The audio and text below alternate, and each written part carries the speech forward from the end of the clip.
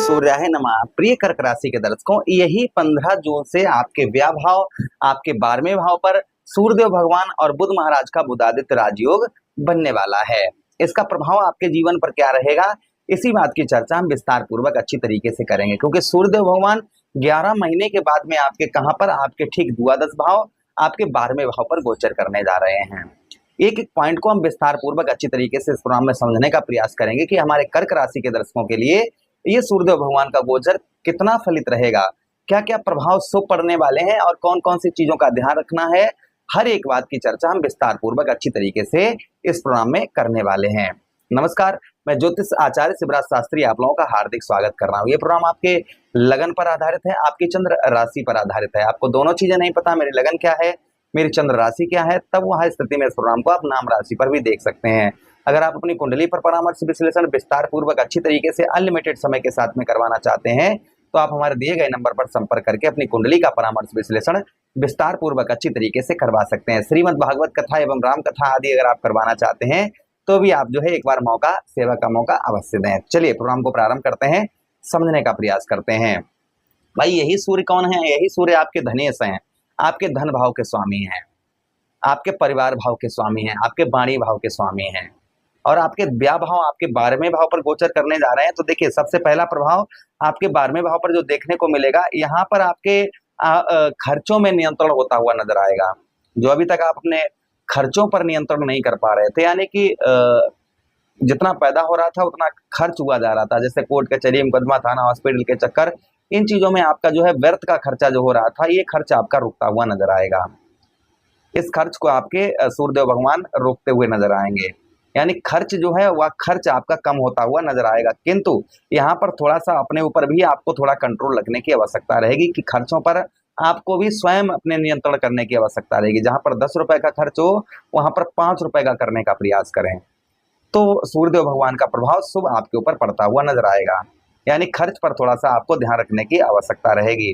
फिर भी आपको यहाँ पर लाभ जो है वह लाभ प्राप्त होगा। यहाँ पर जो अभी काफी लंबे समय से आपको, जैसे लाभ का मतलब ये होता है कि हमारा ये 10-20 रुपए का मार्कर हमने खरीदा और इससे ये जो है हम 12 रुपए का बेच दें, या हमने 20 रुपए का खेत खरीदा है तो हम 22 रुपए का बेचे, तो 2 रुपए का लाभ हुआ। तो यही लाभ, सीधा सीधा कहने का मतलब हमारा है कि यही लाभ जो है वो चाहे आपके व्यवसाय के क्षेत्र में हो, चाहे किसी भी क्षेत्र में, आपको कुछ लाभ जो है प्राप्त होते हुए नजर आएंगे। यहाँ पर सूर्यदेव भगवान आपको लाभ जो है प्रदान करवाते हुए नजर आएंगे। ये प्रभाव सूर्यदेव भगवान का आपके ऊपर आपको देखने को मिलेगा। अच्छा, उसी के साथ ही साथ आगे हम बात करते हैं, यहाँ पर जो है कुछ आपके धन में, भाई आपके धनेश है सूर्यदेव भगवान, आपके धन भाव के स्वामी है सूर्यदेव भगवान। भाई आपके कौन बनते हैं? आपके धनेश बनते हैं, इसलिए धन का प्रभाव उत्तम अच्छा रहेगा। धन का जो प्रभाव है, कहीं ना कहीं इस बीच में आपका रुका हुआ पैसा, फंसा हुआ धन आपका निकलता हुआ नजर आएगा। गुप्त विद्याओं से आप जो है हर क्षेत्र में आप सफलता प्राप्त करते हुए नजर आएंगे। धन में आपके यहाँ पर जो अभी तक, जैसे आपकी सैलरी रुकी हुई थी या कहीं पैसा आपने किसी को दिया था, वहां पर आपका धन रुका हुआ है, पैसा रुका हुआ है, तो संभवतः ही आपका धन, आपका पैसा जो है आपका रुकता हुआ मिलता हुआ नजर आएगा। यानी कि धन में जो अभी तक आप बचत नहीं कर पा रहे थे, धन वगैरह आपका कहीं फंसा हुआ था, मिल नहीं पा रहा था, तो संभवतः ही आपका पैसा, आपका धन जो है निकलता हुआ नजर आएगा। ये प्रभाव सूर्यदेव भगवान का और आपके ऊपर आपको देखने को मिलेगा। अच्छा, उसी के साथ ही साथ आगे हम बात करते हैं सूर्यदेव भगवान की। आपके द्वादश भाव पर आपको विदेश से, यानी कि फॉरेन से बहुत अच्छा लाभ होगा। काफी लंबे समय से आप ट्राई कर रहे थे, आपका वीजा वगैरह पास नहीं हो पा रहा था, ये परेशानियां चल रही थी, वीजा वगैरह पास नहीं हो पा रहा था, या विदेश में आप हैं, जॉब वगैरह नहीं मिल पा रही थी, या जॉब में प्रमोशन नहीं हो पा रहा था। आप विदेश में अगर कहीं गवर्नमेंट जॉब में अगर हैं तो आपके लिए बहुत अच्छा शुभ होने वाला। आपकी सैलरी या आपके पद में उन्नति, ये चीजें होने की संभावना है। ये चीजें कहीं ना कहीं आपके जो है आपको सूर्यदेव भगवान के आशीर्वाद से प्राप्त हो सकती हैं। अच्छा, उसी के साथ ही साथ आगे हम बात करते हैं सूर्यदेव भगवान की।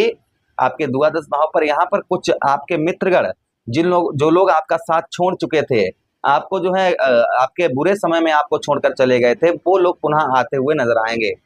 ये प्रभाव भी कहीं ना कहीं आपको देखने को मिलेगा। ऐसे लोग एक्टिव होते हुए नजर आएंगे आपकी ओर। अच्छा, उसी के साथ ही साथ में 12वें भाव पर आपके यहाँ पर रहेंगे सूर्यदेव भगवान और बुध महाराज, तो बुद्धि अच्छी कार्य करेगी आपकी और बुद्धि से सफलता भी प्राप्त कर पाएंगे। किंतु ध्यान रखने की जो बात यहाँ पर रहेगी वह ये रहेगी कि आपको अपनी वाणी पर नियंत्रण बनाकर रखने की आवश्यकता रहेगी। जितना आप वाणी पर नियंत्रण बनाकर रखेंगे उतना ही आपके लिए उत्तम अच्छा रहेगा। विशेषकर इस चीज का आप ध्यान रखें कि अपनी वाणी पर जो है नियंत्रण बनाकर रखें। अच्छा, उसी के साथ ही साथ आगे हम बात करते हैं कि सूर्यदेव भगवान के पास में दृष्टि भी है।